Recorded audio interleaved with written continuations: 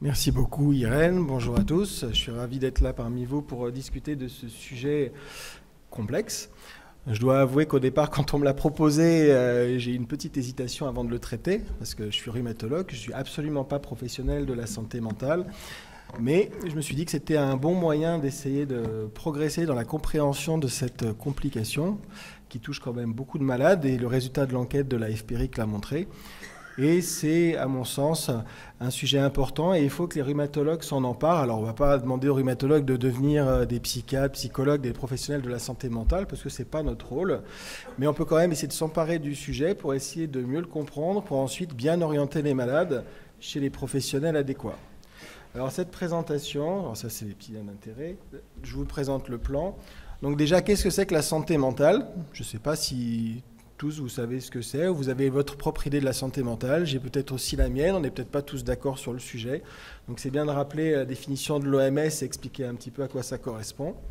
Puis ensuite, le lien avec le rhumatisme inflammatoire chronique, et c'est assez intéressant parce qu'il y a beaucoup de recherches sur le sujet. On va parler un peu de neuroinflammation et comment finalement la maladie, avec les conséquences de l'inflammation, va agir sur le cerveau pour provoquer certains symptômes, notamment troubles du sommeil, que Gilles a traité tout à l'heure, les dépressions, l'anxiété, etc.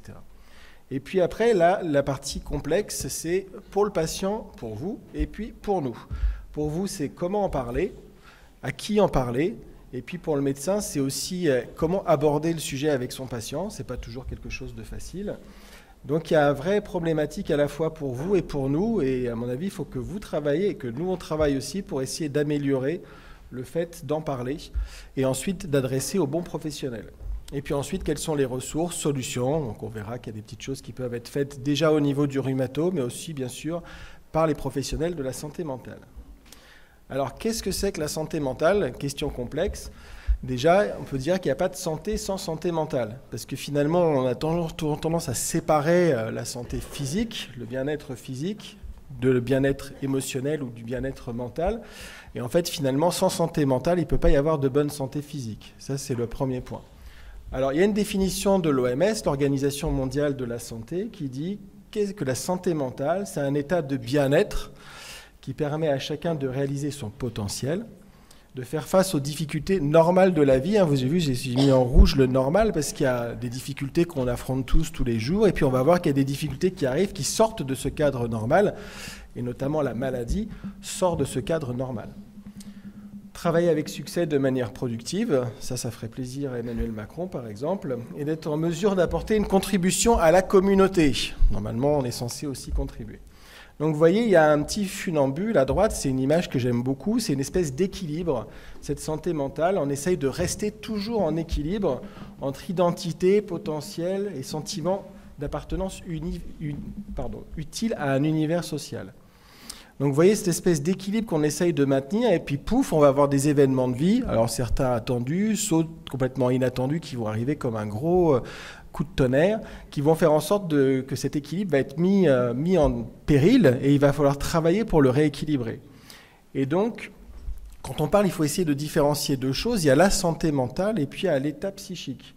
Et finalement, l'état psychique, c'est à un moment donné de la vie, c'est à un moment donné, quand il va y avoir des difficultés qui vont arriver, les fameux événements de vie. On peut citer par exemple le diagnostic d'une maladie, le diagnostic d'une polyarthrite par exemple, ou le fait qu'un traitement se mette à pas marcher, donc c'est une autre épreuve, ou d'autres épreuves de la vie.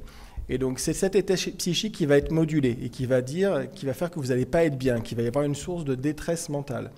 Et ça ne veut pas dire finalement qu'on a une maladie mentale à ce moment-là. Ça ne veut pas dire forcément il y a une maladie dépression ou autre, il y a un trouble de l'état psychique qu'on peut travailler, qu'on peut essayer de remettre à l'équilibre pour que la santé mentale, finalement, revienne pas tout à fait comme avant, mais redevienne équilibrée. Donc vous voyez, c'est quelque chose de complexe. Il va y avoir les événements brutaux de vie qui vont arriver, qui vont mettre en péril l'état psychique. Et puis c'est vrai que si on ne traite pas l'état psychique, qu'on le laisse aller mal au fur et à mesure du temps, ça va impacter la santé mentale. Et là, après, des vraies dépressions peuvent apparaître. Donc ça veut dire qu'on peut agir sur cet état mental, on peut le travailler avec des professionnels de santé, cet état psychique, pour justement restaurer la santé mentale et revenir dans ce fameux équilibre qu'on essaye de maintenir. Alors sur quoi repose cette santé mentale? Il y a plein de choses qui font déterminent cette santé mentale. Il y a les éléments biologiques. Ça, on ne peut rien y faire. La génétique, on est avec nos gènes. Ça, on peut pas agir dessus. La santé, le genre. On n'a pas une égalité parfaite homme-femme sur la santé mentale. Et puis après, il y a des éléments psychologiques. Par exemple, la personnalité. On n'a pas tous la même personnalité, c'est clair. La capacité à maîtriser ses émotions. Il y en a qui restent calmes en toutes circonstances, d'autres qui expriment un stress très élevé, des angoisses. Donc c'est clair qu'on n'est pas non plus égaux sur la capacité de maîtriser les émotions, les comportements et la façon d'agir avec les autres. Et puis il y a aussi des facteurs économiques et sociaux. Ça, on sait qu'il y a des grandes disparités malheureusement sur ces points-là. Le cercle social familial, la situation économique qui va aussi avoir bien sûr un impact sur la santé mentale, la situation dans l'emploi aussi qui a bien sûr un impact très important. Et puis il y a les événements qui sont autour de nous, tout ce qui est sociétal. Donc ça, on est tous un peu logés à la même enseigne, sur le côté politique, environnemental, culture, sécurité. Mais ce sont des choses qui vont aussi impacter la santé mentale, qui sont extérieures à nous, mais qui vont avoir une répercussion. Je pense que toute la situation anxiogène qu'on vit avec tous les conflits, etc., tout ce qui est rapporté dans les journaux télévisés, tout cet environnement anxiogène joue bien sûr sur notre santé mentale. Donc après, on peut toujours couper la télé, rien écouter et vivre en autarcie, mais on est quand même confronté à ces événements quand même de plus souvent. Alors, ce qui est très important, c'est qu'il y a des ruptures de cet équilibre. On a une santé mentale, cette espèce de funambule qui avance sur son fil, on essaie de garder l'équilibre, et puis paf, rupture de l'équilibre. Il va se casser la figure, mais il faut qu'on essaye d'éviter de se casser la figure. Et donc, tout au long de notre parcours de vie, les événements de vie, donc ce qu'on a dit, viennent régulièrement rabattre les cartes et impacter notre équilibre psychique, et donc faire tomber le funambule. Et donc, il y a des événements dans les pathologies qu'on suit. Par exemple, l'annonce de la maladie, ça va être un premier choc. Ensuite, si la maladie va s'aggraver, qu'on voit que les traitements, par exemple, ne marchent pas, paf, deuxième choc. Une phase de recherche de traitement où vous voyez le médecin qui tâtonne, paf, encore un choc. Et donc là, cet équilibre de santé mentale, il va se rompre. Et c'est là où il va falloir le détecter pour le médecin et agir pour essayer d'améliorer les choses. Et donc, c'est ce que je vous disais tout à l'heure, on n'est plus dans les difficultés qu'on considère comme normales. Là, on est dans des sujets avec un impact très important pour le malade. Et donc, il faut pouvoir gérer cette source qui peut devenir un mal-être profond pour le patient. Parce que si on n'agit pas, eh bien, cet état, on va voir, peut se perpétuer et devenir des vraies dépressions ou des vraies maladies mentales. Donc une personne peut perdre partiellement ou totalement les éléments qui l'aidaient à maintenir cet équilibre. Alors le lien avec le rhumatisme inflammatoire, parce que finalement, les maladies inflammatoires sont des pourvoyeurs finalement d'atteinte à l'état psychique et donc à la santé mentale. Donc pourquoi ? Parce que la polyarthrite rhumatoïde, mais aussi les autres maladies, spondylarthrite, rhumatisme pso, connectivite, sont des maladies qui ont généralement une composante inflammatoire. Il y a de l'inflammation. Et finalement, cette inflammation, vous la voyez très mauvaise pour les articulations. Les articulations gonflent, ça fait mal. Mais cette inflammation, elle a aussi des conséquences partout dans le corps. Elle a des conséquences pour le système cardiovasculaire, elle a des conséquences sur l'os, mais elle a aussi des conséquences sur le cerveau. Et les cytokines, les molécules qui sont produites par l'inflammation, vous avez par exemple le TNF, vous connaissez les anti-TNF comme traitement, l'interleukine 6, il y a aussi des anti-IL6. Ces cytokines, elles vont avoir un rôle très délétère sur le cerveau et elles vont diminuer la production de certains médiateurs qui sont produits par le cerveau, notamment la sérotonine, mais également la dopamine, qui sont des neuromédiateurs très importants pour le maintien de l'état mental. Et donc, il y a des défauts en sérotonine dans certains états dépressifs, par exemple. Et puis, l'inflammation va avoir des conséquences sur certaines structures du cerveau, comme par exemple l'hippocampe. Elle peut réduire la taille de l'hippocampe, et cette réduction de la taille de l'hippocampe a été associée à certains états douloureux chroniques, comme la fibromyalgie, par exemple. Donc, cette inflammation, il faut penser qu'elle a un effet sur le cerveau, qu'elle a un effet délétère, et qu'elle va être à l'origine de troubles, à la fois des troubles du sommeil, comme ça a été discuté, des troubles anxieux, et également des troubles dépressifs. Elle ne fait pas tout, cette inflammation, mais elle y contribue. Ce qui est une mauvaise nouvelle, mais à la fois une bonne nouvelle. Parce que ça, l'inflammation, le rhumatologue, globalement, sait la traiter. Donc on sait qu'en mettant en rémission la maladie, en améliorant l'inflammation, on peut améliorer l'état psychique du malade. Ça ne va pas forcément être suffisant, mais ça va être une contribution que peut avoir le rhumatologue pour améliorer l'état mental du malade. Donc il faut bien garder en tête que cette inflammation est délétère. Donc cette inflammation joue sur le cerveau, qui va augmenter le risque de manifestations psychologiques un peu dépressives. Et puis c'est un cercle vicieux, hein, c'est ce qui est mentionné à gauche. C'est vous avez l'inflammation, la polyarthrite qui va jouer sur le cerveau et qui va donner certaines manifestations psychologiques. Et ces manifestations psychologiques vont avoir une conséquence sur la maladie. Parce que quand on est déprimé, fatigué, pas bien, forcément, ça a une répercussion négative sur la maladie. Et vous avez un cercle vicieux, comme ça, qui s'auto-entretient au fur et à mesure du temps, et c'est un peu compliqué, et c'est la catastrophe. Et donc, si on laisse ce cercle vicieux s'entretenir, c'est de plus en plus compliqué d'intervenir. Donc, il vaut mieux essayer d'intervenir tôt pour tout de suite casser ça et permettre au malade de récupérer son état psychique et une santé mentale correcte. Donc ça veut dire que le rhumatologue a quand même un rôle là-dedans, et on va en reparler tout à l'heure. Donc l'altération de la santé mentale et les rhumatismes inflammatoires, quelle est la fréquence? Finalement, je me suis servi de l'enquête dont Irène vous a parlé tout à l'heure pour essayer un petit peu d'en déterminer la fréquence. Et c'est vrai qu'en lisant les résultats de l'enquête, c'est assez impressionnant. Il y a un impact très très fort sur les patients.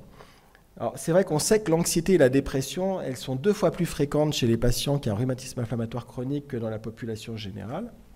Et dans l'enquête, vous voyez, donc il y a eu 1754 répondants qui souffraient de rhumatisme inflammatoire chronique, majorité polyarthrite rhumatoïde, rhumatisme psoriasique minoritaire et spondyloarthrite un petit peu moins, et puis d'autres maladies plus rares.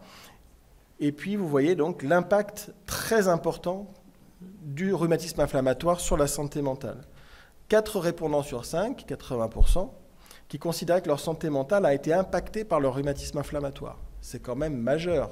Donc ça veut dire que nous, en consultation, sur quasiment tous les malades qu'on va voir, il y a quasiment un impact sur la santé mentale, sur la majorité d'entre eux.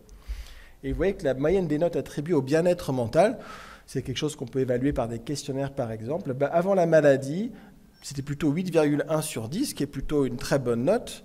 Et vous voyez qu'elle descend depuis la survenue de la maladie à 5,4 sur 10. Ça illustre le côté néfaste de la maladie articulaire sur le bien-être mental des patients. Et puis, quels sont les symptômes qui sont ressentis par les malades? Parce qu'on parle d'état psychique, etc. Mais comment ça se manifeste pour le malade? Donc déjà, ce qui est assez impressionnant, c'est qu'au cours d'une dernière année, il y a 90% des répondants à l'enquête qui avaient perçu des symptômes en rapport avec l'altération de l'état psychique pendant plus de 15 jours consécutifs. Donc une réduction de l'énergie, ça c'est vrai que c'est quelque chose qu'on entend beaucoup, la fatigabilité. Et puis finalement, les gens se reposent, essayent de dormir, mais ils n'arrivent pas à récupérer cette énergie aux vitalités qui a diminué au cours des dernières semaines. La dégradation du sommeil, donc ça a bien été illustré par le topo de Gilles tout à l'heure. Une diminution de la capacité de concentration, c'est aussi des choses qui sont assez rapportées fréquemment par les malades. Il y a des problèmes d'attention, des troubles de la mémoire, des troubles amnésiques, on n'arrive pas à se rappeler des choses correctement. Les concentrations est difficile dans les activités professionnelles ou dans d'autres activités de vie quotidienne. Et puis il y a une espèce de perte de plaisir pour les activités du quotidien. Et donc les activités qui sont habituellement agréables sont perçues finalement comme étant beaucoup moins agréables par les patients. Et puis ça aussi, c'est quelque chose, cette espèce de négativation de soi-même, de dévalorisation aussi, qui est souvent décrite chez quasiment 40% des patients. Et puis une vision du futur et de la vie très négative, donc il y a une espèce de pessimisme ambiant qui s'installe. Et puis ensuite, il y a des retentissements sur l'état général qui sont possibles de ces symptômes, c'est-à-dire les patients commencent à perdre l'appétit, être de plus en plus fatigués, et puis perdre du poids. Alors aussi, il y a des prises de poids dans la polyarthrite rhumatoïde, mais souvent les états un peu dépressifs sont associés avec des pertes de poids. Donc il y a un retentissement important sur l'état général. Et puis pareil, une espèce de sentiment d'inutilité, de tristesse de l'humeur, et puis des pensées parfois qui vont jusqu'à des pensées de mort. Donc il faut quand même essayer d'intervenir avant que des pensées aussi négatives arrivent. Mais vous voyez que ça va quand même assez loin, les symptômes. Et puis donc ces symptômes qui sont présents, ça a des conséquences sur la vie quotidienne des patients, avec l'arrêt de certains loisirs. Donc ça, c'est une des choses qu'on entend. Les patients nous disent « je faisais ça avant, je suis très content de le faire, maintenant je ne peux plus ». Alors c'est parfois lié au fait qu'avec les douleurs, ça devient difficile de faire certaines activités, mais parfois ce n'est pas la douleur, c'est aussi vraiment le retentissement psychologique qui font que les patients arrêtent de faire leur activité. L'annulation des sorties, et puis après, donc c'est associé, c'est vrai que ça a été bien décrit, ces états psychiques de stress, avec la survenue de poussées des rhumatismes inflammatoires. Et puis ensuite, là, je pense que c'est un symptôme qui est très, très important et qui est très néfaste, c'est l'isolement. Les patients, après, s'isolent, ne veulent plus avoir de contacts sociaux avec les proches, avec la famille. Et là, ça a quand même des conséquences très, très néfastes. Donc, vous voyez que ça peut quand même assez loin. Les gammes de symptômes est très large. Et ce sont des signes d'appel qui doivent interpeller aussi le médecin généraliste, le rhumatologue, quand un patient dit je ne peux plus faire ça, j'ai plus envie, le travail, c'est plus tellement utile, je me sens inutile. Donc tous ces symptômes doivent être des signes d'alerte pour dire attention, là il y a des symptômes qui disent que l'état psychique du malade ne va pas et qu'il faut intervenir pour le rhumatologue ou pour un médecin spécialiste. Alors il faut en parler et c'est là où c'est difficile. Parce qu'au début, il y a une espèce, on l'a dit, c'est le coup de tonnerre dans le ciel serein de l'annonce diagnostique ou de rentrer dans une maladie chronique sur des années, des traitements. On n'a pas envie d'entendre le nom de ces traitements. Et il peut y avoir plusieurs situations. Il peut y avoir au départ une espèce de déni. Le malade dit non. Il y a un refus, une acceptation du diagnostic, ce qui est tout à fait compréhensible, qui se mime un petit peu comme un état de deuil, la perte d'un proche. Le sentiment, quand les patients le décrivent, est assez proche. Et donc cette situation de détresse, il y a un sentiment d'injustice. Pourquoi moi ? Qu'est-ce que j'ai fait pour mériter la maladie ? Et puis il y a un sentiment aussi d'incompréhension. Donc tous ces sentiments très aigus, détresse, déni, incompréhension, vont déjà être un blocage parfois pour en parler et l'évolution vers l'isolement. Et puis il y a aussi le changement du regard de l'entourage. Finalement, on est malade. Donc comment mon conjoint, comment mes enfants, comment au travail on va me regarder puisque maintenant je suis malade. Et donc ce changement du regard de l'entourage, c'est aussi une source de stress, une source importante d'angoisse pour les malades. Et puis l'entourage aussi parfois va voir les changements opérés physiques et les changements psychiques. Il peut y avoir aussi une incompréhension de l'entourage. Et puis parfois il y a des maladies qu'on ne voit pas. Par exemple une spondyloarthrite, les patients ont mal, mais physiquement on ne voit pas forcément de choses, on ne voit pas la maladie. Et pourtant les patients ressentent de la douleur, ressentent de la fatigue. Et ça peut mener aussi à une incompréhension de l'entourage. Ils se disent mais... Ok, moi je ne vois pas qu'il est malade. Donc il y a aussi après cet angle-là qui est très important. Et puis bien sûr après il y a une peur d'être un poids. Et tout ça donc peut conduire à l'isolement familial, social, et puis peut mener aussi à des questionnements sur l'adhésion aux soins. Finalement, à quoi sert tout ça ? Et donc c'est pour ça qu'il est indispensable de verbaliser pour construire une cohésion et aussi impliquer l'entourage. Parce que s'il y a un repli sur soi et un isolement et une non-communication, ça va avoir des conséquences forcément néfastes pour le patient lui-même, qui va s'isoler, et donc on va perdre le lien social, mais aussi pour l'entourage. Et là, ça va être source de conflits dans la famille et de conflits avec l'entourage. Donc c'est pour ça que c'est très important d'en parler. Après, c'est comment en parler. Et là, c'est là où c'est difficile, parce que généralement, quand vous allez voir votre médecin ou le rhumatologue, c'est quoi ? C'est 15-20 minutes de consultation. Donc il y a plein de choses à gérer dans la consultation. Il faut gérer la maladie, l'inflammation, le contrôle. Ensuite, il faut gérer les comorbidités, il faut gérer les problèmes osseux. Bref, ça prend du temps tout ça, il faut que la maladie soit contrôlée. Et puis après, finalement, il reste un petit peu de temps et c'est là où il faut pouvoir en parler. Donc c'est pas simple déjà, on a cette limite du temps qui va être un élément bloquant. Donc la première des choses, c'est qu'il faut quand même établir une relation de confiance. Ça, on nous le rabâche beaucoup en médecine, c'est la relation de confiance médecin-malade, mais c'est le fondement. S'il n'y a pas de confiance entre le médecin et son praticien, ça ne peut pas marcher. Alors ça ne marchera pas déjà pour la maladie, mais alors encore plus pour discuter de problèmes aussi complexes que les troubles psychiques et l'état de la santé mentale. Dire que ça ne va pas sur ce point-là, c'est compliqué d'en parler. S'il n'y a pas de confiance avec le médecin, ça sera difficile. Après, il y a à mon sens un truc qui est très important, c'est qu'une consultation avec le médecin, ça se prépare. On ne va pas en consultation comme ça en disant « je vais voir ce qui se passe, je vais voir ce qu'il va me dire ». Non, on prépare la consultation. Il doit y avoir une réflexion en amont.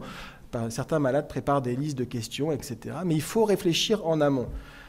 Prendre du recul sur sa situation physique et sa situation psychique et se dire « voilà ce que je tends de la consultation ». Y aller avec un objectif. Parce que si vous y allez de manière passive, ça ne va pas être forcément positif.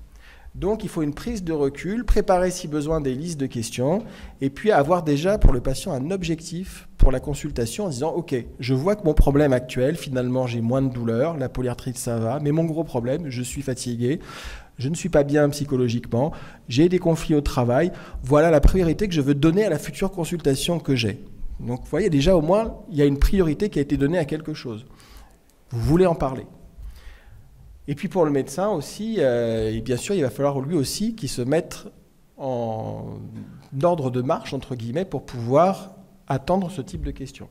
Il faut aussi avoir conscience des limites du médecin pour répondre à l'ensemble de ces questions. Et comme je dis, on n'a pas forcément au cours des études médicales une formation très aboutie en santé mentale. Bien sûr, il y a des cours, etc., mais ça reste relativement limité. Donc il y a des limites aux médecins parfois pour répondre à toutes ces questions. Et puis, bien sûr, il faut qu'il y ait une prise en considération par le médecin des interrogations du patient pour mieux le guider. Ça, c'est important parce que si le médecin n'écoute pas, c'est foutu. Vous pouvez arriver avec la liste de questions, mais s'il ne vous écoute pas, ça ne va pas être très productif. Donc, il faut qu'il y ait ces donnant-donnant. Donc ça, c'est pour le médecin. Puis, on va parler après de l'autre côté de la barrière. Donc, le médecin, comment il peut essayer d'améliorer l'écoute par rapport à ces problèmes. Et puis, les proches, c'est aussi important d'en parler. Et comment en parler ? C'est de voir des temps familiales d'écoute et d'échange informels. Et puis, il faut voir aussi que parfois, les proches, ils ont aussi besoin d'être entendus. C'est très bien que le malade se plaigne à ses proches et en parle, mais il faut aussi que, de l'autre côté, les proches puissent aussi, les aidants puissent aussi discuter et donner et pouvoir discuter de leurs difficultés. Donc, c'est pour ça que c'est important de créer des moments qui sont conviviaux, complètement pour essayer de libérer la parole en prenant du recul et éviter de, bien sûr, dramatiser sur l'état du malade. Et puis éviter au maximum l'isolement, c'est vraiment un point important en entretenant des relations avec le monde extérieur. Ça peut être bien sûr avec sa famille, mais ça peut être aussi avec d'autres proches. Et donc il y a un vrai problème aussi. Donc ça c'est le premier côté, le côté patient en disant il faut en parler, comment en parler, préparer la consultation. Mais il y a aussi le fait que les patients sentent que la prise en charge par les professionnels de santé est insuffisante sur le sujet, parce que dans l'enquête qui a été menée par la FPRIC, quand même 65% des patients, ce n'est pas négligeable, estiment que leur santé mentale n'est pas suffisamment prise en compte par les professionnels de santé, donc que l'écoute des médecins est insuffisante. Seule la moitié des répondants ont évoqué des difficultés de santé mentale avec leur médecin, c'est-à-dire qu'il y a la moitié qui ne le font pas, et 31% avec leur rhumatologue, ce qui est finalement assez faible, c'est simplement un tiers des patients. Et par contre, ce qui est assez intéressant, c'est que lorsqu'ils l'ont fait, il y a eu des solutions qui ont été proposées. Donc écoute, orientation vers un professionnel qualifié, on va voir ça tout à l'heure, des conseils en matière d'hygiène de vie, des prescriptions parfois médicamenteuses, et ça a permis une amélioration dans quand même 75% des cas. Donc c'est quand même dommage de ne pas en parler, parce que finalement, si les rhumatologues savent écouter, si le médecin sait écouter, il y a des solutions qui peuvent être proposées et une amélioration de ces paramètres. Et vous voyez finalement qu'il y a quand même pas mal de patients qui ont reçu des antidépresseurs, des anxiolytiques, et plus de 40% des patients qui ont consulté un psychologue ou un psychiatre, donc des professionnels de la santé mentale. Et en parallèle, les besoins en matière d'accompagnement, donc il y a une grande majorité des patients, quasiment 80%, qui auraient souhaité être mieux informés et accompagnés pour mieux appréhender et gérer les répercussions sur la santé mentale de leur rhumatisme inflammatoire. Donc une meilleure communication sur le sujet, des recommandations concrètes, donc une attente pour une meilleure compréhension de la part des proches et la possibilité aussi d'échanger avec d'autres malades. Et c'est là où les associations, les groupes de parole ont toute leur place, comme on va le voir. Alors pour le médecin, donc vous voyez, il y a une vraie attente quand même de la part des patients sur ce sujet. Donc il faut que le rhumatologue, le médecin, puisse mieux comprendre les attentes du malade. Et ça, c'est compliqué parfois parce que les attentes peuvent être différentes entre le rhumatologue et le patient. Le médecin, le rhumatologue, lui, son objectif, c'est je veux mettre la maladie en rémission, c'est les recommandations internationales, françaises, américaines, blabla, je veux mettre la maladie en rémission, plus d'inflammation. Ça, c'est son dogme. Le patient, lui, moi, je veux plus avoir mal, je veux pouvoir faire les activités que je veux être moins fatigué, je veux être en meilleur état général. Donc, vous voyez, parfois, les choses s'affrontent parce que le rhumatologue va dire « moi, j'ai bien fait mon boulot, pas d'articulation gonflée, j'ai une échographie, rien à l'échographie, super, maladie. Non, pas super, parce que moi, j'ai encore mal et je suis fatigué. Donc, vous voyez, parfois, il y a un affrontement entre les attentes des médecins et des malades. Donc, il faut déjà pouvoir que les différentes attentes se concordent entre médecins et patients. Donc, c'est bien de définir aussi ensemble les attentes de la prise en charge et les objectifs de la prise en charge, ce qu'on appelle la décision médicale partagée. Elle doit être faite entre le malade et le médecin. Et puis, il faut impliquer directement le patient dans la prise en charge. C'est indispensable, mais comme on le disait un petit peu tout à l'heure. Donc, il faut, pour le rhumatologue, déjà mieux comprendre les attentes du patient. Peut-être aussi sensibiliser un peu plus les médecins sur les signes qui témoignent d'un mal-être du patient, parce qu'en 15 minutes de consultation, parfois, détecter ces signes, c'est compliqué. Et comme on l'a dit, on est assez mal formé, en tout cas d'un point de vue du rhumato, mais je pense aussi d'un point de vue d'autres spécialités. Donc peut-être sensibiliser, avoir des formations spécifiques pour pouvoir détecter des drapeaux rouges sur la détresse psychologique et dire « Oula, là, il y a un souci avec ce patient, il va falloir peut-être passer un petit peu de temps dans la consultation à explorer ce problème d'état psychique, santé mentale et ces troubles finalement qui sont décrits. » Et on peut utiliser des auto-questionnaires. Alors, moi, c'est ce que je fais à Cochin. J'utilise un score qui s'appelle le RED, que ma secrétaire envoie au patient la veille de la consultation. Et le patient donc remplit avant la consultation ce questionnaire. Encore une fois, là, c'est la préparation de la consultation. Et ce questionnaire, il est finalement assez simple. Il n'y a que 7 questions. Et sur ces 7 questions, c'est assez intéressant parce qu'il y a, à mon avis, les choses les plus importantes qui sont mentionnées. Il y a la douleur, la déficience fonctionnelle, donc ça qui sont directement liés au rhumatisme inflammatoire, mais il y a la fatigue, qui est quand même un symptôme qui est quand même décrit très très fréquemment, le sommeil, symptôme aussi très important, le bien-être physique, mais aussi le bien-être émotionnel, et puis comment le patient s'adapte, est-ce qu'il arrive à s'adapter à la situation. Et donc si vous voyez que plein de choses sont déviées sur la droite, donc s'il y a des difficultés extrêmes et que je vais voir par exemple que la fatigue, le bien-être émotionnel et l'adaptation, le patient ne s'adapte pas du tout, je vais dire ah, oh là, attention, c'est un patient où peut-être il y a des drapeaux rouges, sa situation psychologique ne va pas bien et je vais prendre un temps quand même de la consultation pour voir ce qui ne va pas. Donc vous voyez, ça peut permettre comme ça de guider un peu la consultation, parce que si tout est à gauche, je me dis très bien, le malade va très bien, il n'a pas de douleur, il n'a pas de trouble du sommeil, il s'adapte parfaitement, il est en bien-être total, la consultation va être plus facile. Donc vous voyez, ça peut permettre comme ça au rhumatologue de se dire très bien, sur ce malade-là, il va y avoir tel ou tel problème. Et puis après, sinon, il y a d'autres questionnaires qui existent, qui sont proposés dans la brochure sur la santé mentale qui a été faite sur l'association, avec des questions qui peuvent directement concerner l'anxiété ou les symptômes de dépression. Ce sont des questionnaires qui sont très bien, valides, qui à mon sens sont un petit peu compliqués et peut-être un peu plus difficiles à interpréter pour un rhumato, alors que finalement le RED comprend des choses qui sont liées directement au rhumatisme et des choses qui sont liées à la santé mentale, donc ça fait un peu une pierre deux coups. Après, une fois qu'on a dit ça, à qui on peut demander de l'aide quand on a un problème d'état psychique qui ne va pas? Donc il y a des sources d'aide informelles, on en a parlé, les conjoints, familles, amis, mais il faut être conscient de leurs limites. Et puis après, il y a des problèmes des professionnels de santé habituels. Donc le généraliste, pour vous, ce qui nous intéresse plus, c'est le rhumatologue.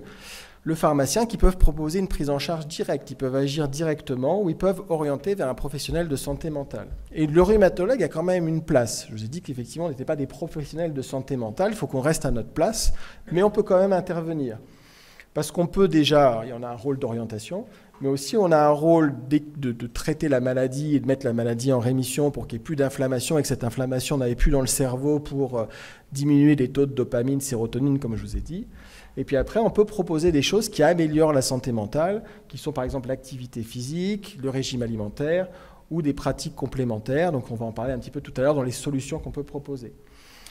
Et puis bien sûr, après, il y a l'orientation vers des groupes de parole. Ça, c'est aussi une initiative qui peut être très intéressante, qui a été faite aussi dans le cadre de l'association de la FPRIC, qui rassemble plusieurs patients autour d'un thème prédéfini. C'est animé par un psychologue, un psychothérapeute.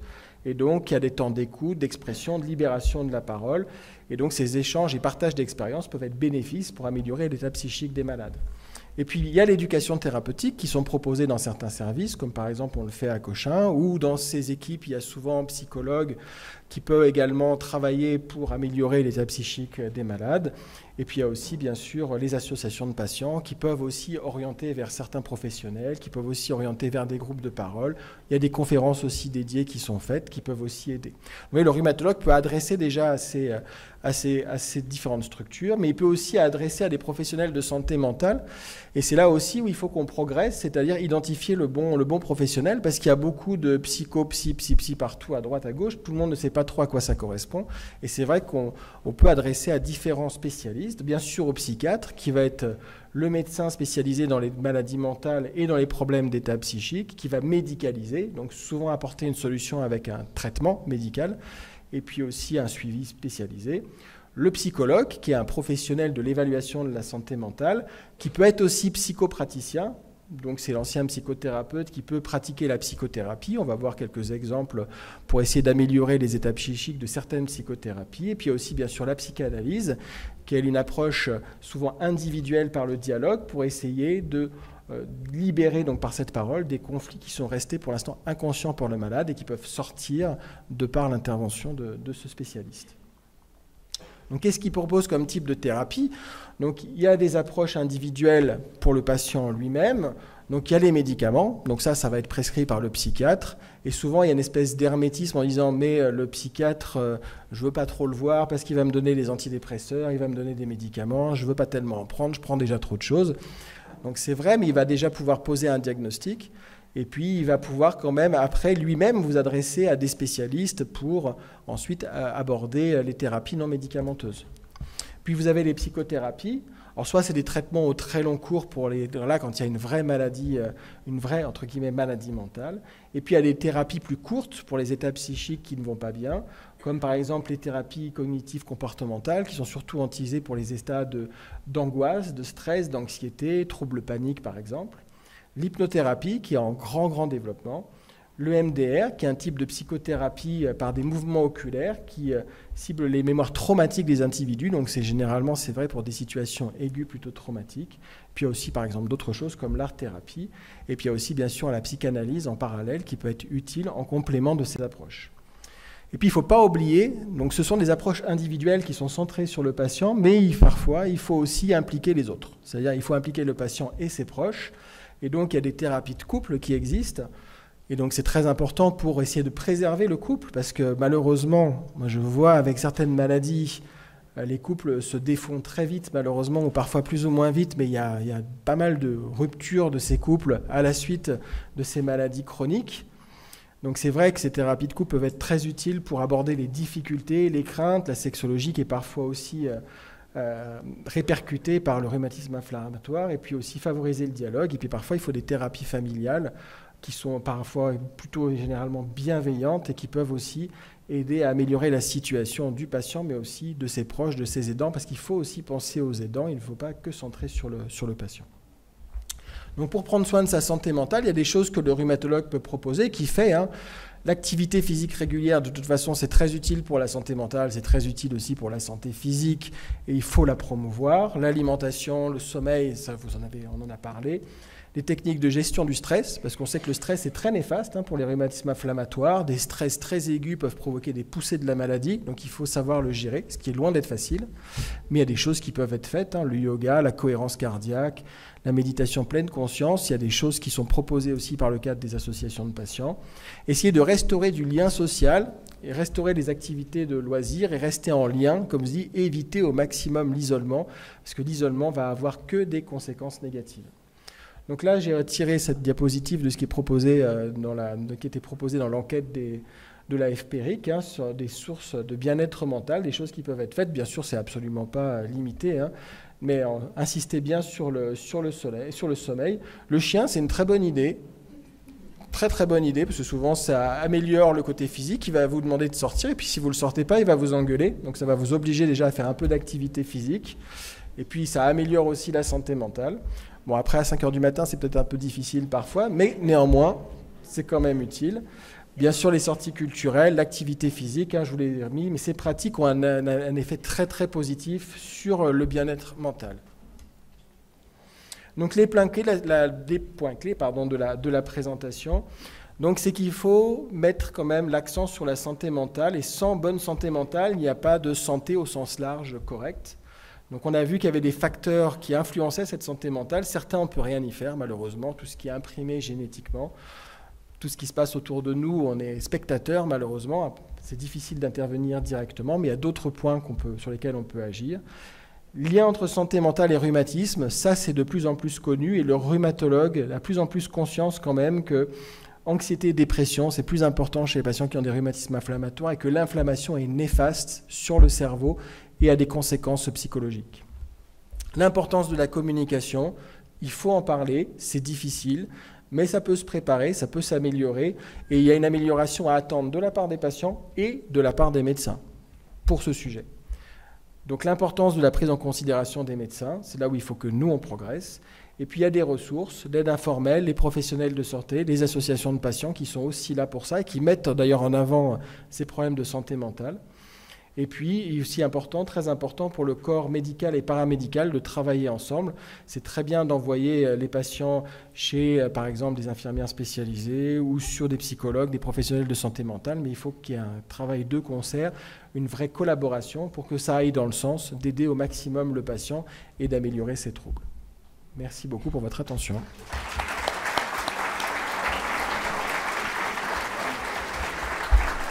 Merci, professeur Avak, pour cette présentation qui nous a parlé à tous. Hein. On a vraiment, on s'est tous retrouvés dans beaucoup d'éléments que vous avez énoncés.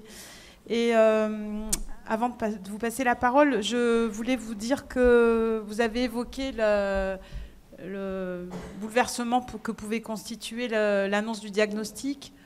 On a fait une brochure sur ce thème-là, donc pour les personnes qui sont intéressées, vous pouvez vous la procurer sur notre stand de librairie. C'est vrai que c'est un moment qui est vraiment, vraiment crucial dans la vie des malades et qui impacte énormément la santé mentale du malade et puis de ses proches, comme vous venez de le dire. Et puis on a à Paris, donc au secrétariat général, on a des groupes de parole. Donc voilà, ça vous en avez parlé. Et donc je vous précise qu'il y en a qui existent dans à notre siège rue de Nemours. Et en tout cas, moi, ce que je retiens, le mot vraiment clé de votre présentation, c'est priorités qui peuvent parfois différer entre les malades et le médecin. Et c'est vrai que la santé mentale des malades, elle peut constituer une priorité pour eux, et de voir qu'il y a une évolution de l'écoute des médecins par rapport à ça, c'est vraiment capital. Voilà, donc merci beaucoup. On va passer aux questions. Oui, bonjour. Merci beaucoup pour cette intervention qui était très très claire. Voilà. Moi, j'avais une question sur un phénomène que j'ai remarqué dans mon cas personnel, mais qui, je l'espère, concerne d'autres personnes. Du coup, ma question serait pertinente. C'est ce que j'appelle, à défaut d'autre chose, le syndrome de l'imposteur du patient quand il va rencontrer le médecin, le rhumatologue, mais aussi parfois le médecin traitant, qui est son relais naturel au quotidien, j'ai envie de dire. C'est que de nous-mêmes, patients, on ne va pas se sentir légitime à mettre l'accent sur les difficultés liées à la santé mentale, si tant est qu'on les ait identifiées. Et c'est là que les questionnaires que vous avez montrés sur une des slides m'ont beaucoup intéressée, parce que en ayant ces questionnaires, en les remplissant avant de rencontrer le praticien, on va lui donner des billes pour mettre le doigt sur quelque chose que nous, on n'identifie pas. On ne va pas forcément, dans l'échange, se sentir légitime à dire « je suis fatiguée », à l'amener éventuellement sur le terrain d'un arrêt de travail, parce qu'on se dit qu'on n'en a pas besoin, on n'ose pas le demander, etc. Et je voulais savoir si vous, dans votre pratique, vous avez constaté que les questionnaires pouvaient, vous, praticien, amener le patient sur ce terrain qu'il n'ose pas aborder.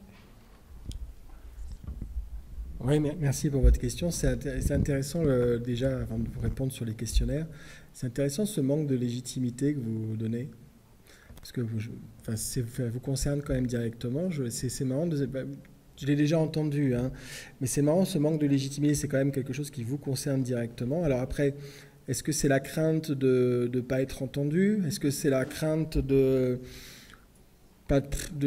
dire ouais, bon, je suis fatigué, est-ce que c'est le côté péjoratif du symptôme aussi? Oui, c'est ça. Non, je pense qu'il faut aborder ces sujets, mais c'est pas simple, hein, sinon on ne serait pas là pour en parler. Hein, si c'était facile et que ça pouvait se régler comme ça. Après, donc je pense qu'il faut déjà se dire que le patient est tout à fait légitime. Il n'y a pas de problème de légitimité pour en parler. Hein, ça, c'est un premier point. Après, c'est vrai que parfois, c'est le contact avec le rhumatologue qui est difficile pour en parler. Puis comment le rhumatologue va orienter aussi l'interrogatoire, l'examen et la consultation. Parce que finalement, c'est lui quand même souvent qui dicte. Le patient peut aussi dicter parfois, mais parfois, le rhumatologue dicte un peu la consultation comme il l'entend. Et s'il a décidé de ne pas parler de ça, il n'en parlera pas. Donc c'est vrai que le préparer la consultation avec les questionnaires, ce qui est assez intéressant, c'est de se dire, bon, bah, très bien, en amont, ces questionnaires permettent de mettre en avant des symptômes qui ne seront pas forcément évoqués pendant la consultation. Et c'est vrai qu'au départ, quand je vois un patient, je me dis, ah là, il y a une vraie priorité à vérifier l'état inflammatoire, etc. Mais si je vois qu'effectivement les questionnaires sont très orientés avec des grandes difficultés sur le côté psychologique, sommeil et autres, je me dis, bon, bah, c'est quelque chose quand même qu'on va aborder au cours de la consultation. Donc oui, ça peut changer le cours d'une consultation d'avoir préparé avec ces questionnaires. Tout à fait. Une autre question ? Bonjour, vous m'entendez ? Bonjour. Lorsqu'un patient atteint de polyarthrite et en souffrance psychique, souvent la première remarque que font les proches, c'est va voir un psychologue. Le problème, c'est qu'une séance chez un psy, en libéral, c'est 50 € la séance. Donc voir un psy une fois par semaine, ça fait un budget de 200 € par mois, ce qui n'est pas négligeable. Donc je sais qu'il y a des structures comme les centres médico-psychologiques, les établissements de santé mentale qui existent, mais il y a jusqu'à 6 mois d'attente. Il y a le dispositif Mon Psy pour être remboursé, mais ce n'est pas accepté par tous les psychologues. Et enfin, même si les séances avec un psychiatre sont en partie remboursées par la sécurité sociale, ces derniers sont principalement formés pour la distribution de traitements. Leurs séances sont souvent très courtes, maximum 40 minutes, et ils ne sont pas toujours formés à l'écoute. Donc ma question, c'est quelle solution existe-t-il pour être suivi par un psychologue pour un moindre coût, s'il vous plaît ? La question est très pertinente. Et là, est très détaillée. Je crois que vous avez touché du doigt toutes les limites du système. Et effectivement, pour vous donner un exemple, nous, à l'hôpital, quand on a effectivement un avis par le psychiatre, il oriente vers le CMP, le centre médico-psychologique. Et à ce moment-là, il y a énormément d'attentes, c'est compliqué. Donc là, on touche les limites malheureusement du système. Et votre question, malheureusement, j'ai pas de psychologue à bas prix ou de. Pour le coup, j'ai pas de solution concrète sur ce problème. Je pense qu'il y a des choses qui peuvent être mises en place par les médecins traitants, par les rhumatologues, mais il faut à ce moment-là qu'il y ait une formation un peu plus importante sur la santé mentale de ces spécialistes. Après, je vous dirais quand même, il y a accès aux groupes d'éducation thérapeutique par le biais généralement des rhumatologues. Alors c'est souvent des rhumatologues hospitaliers, mais les rhumatologues libéraux s'y mettent aussi. Et dans ces groupes d'éducation thérapeutique, alors certes, c'est des thérapies de groupe et c'est pas de la thérapie individualisée, mais il y a quand même souvent un psychologue ou une infirmière qui a des compétences sur la santé mentale. Je pense nous à Cochin, on a une infirmière qui est très au fait. Et puis donc elle identifie au cours de la séance d'éducation thérapeutique les patients qui ont un problème de santé mentale. Puis après, elle fait un suivi un peu individualisé qui peut être téléphonique, présentiel, mais il y a un suivi qui quand même peut s'instaurer. Et là, on reste quand même dans le cadre de la prise en charge hospitalière où il y a un remboursement, etc. Donc ça ne se substitue pas à la prise en charge par un psychologue ou par un autre professionnel de la santé mentale, mais dans des situations où c'est compliqué, où l'accès est compliqué, ce genre d'approche peut être intéressante et valorisée. Une dernière question, s'il vous plaît. Bonjour à tout le monde et merci pour ces questions très pertinentes, autant que pour la conférence. On va voir combien notre Premier ministre va mettre pour 2025 au niveau de la santé mentale. On aura peut-être des augmentations de possibilités d'aller voir les centres psychiatriques. Moi, ma question, elle est beaucoup plus pratique. Est-ce que votre feuille que vous donnez à remplir, votre questionnaire avant les examens, est-ce que c'est une initiative personnelle ou est-ce qu'on peut se procurer ce genre de fiche ailleurs que chez vous? Ah oui, bien sûr. Non, c'est un questionnaire qui a été validé par le professeur Gossec à la Pitié. C'est un questionnaire qui est tout à fait libre d'être utilisé par tout le monde. Vous tapez le score RAID sur un moteur de recherche et vous avez accès. Et vous pouvez tout à fait le remplir à votre propre initiative et le remettre à votre rhumatologue. C'est absolument pas une initiative personnelle. Après, chacun fait comme il veut, chaque praticien fait comme il veut, à savoir s'il veut utiliser ce type d'outil ou pas. Il y en a qui voient de l'intérêt, d'autres moins. Mais de votre côté, effectivement, ça peut être un moyen autre que la liste de questions aussi d'arriver en disant, ben voilà, je vous ai quand même listé les principaux symptômes qui sont présents. Et ça peut tout à fait être utile pour la consultation. Donc non, c'est tout à fait libre d'être utilisé par n'importe qui sans problème.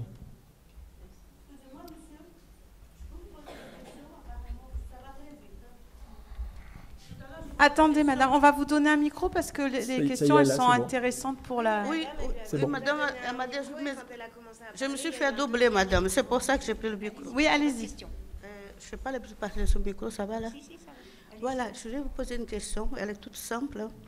Je suis atteinte de polyarthrite depuis, j'ai une vingtaine d'années.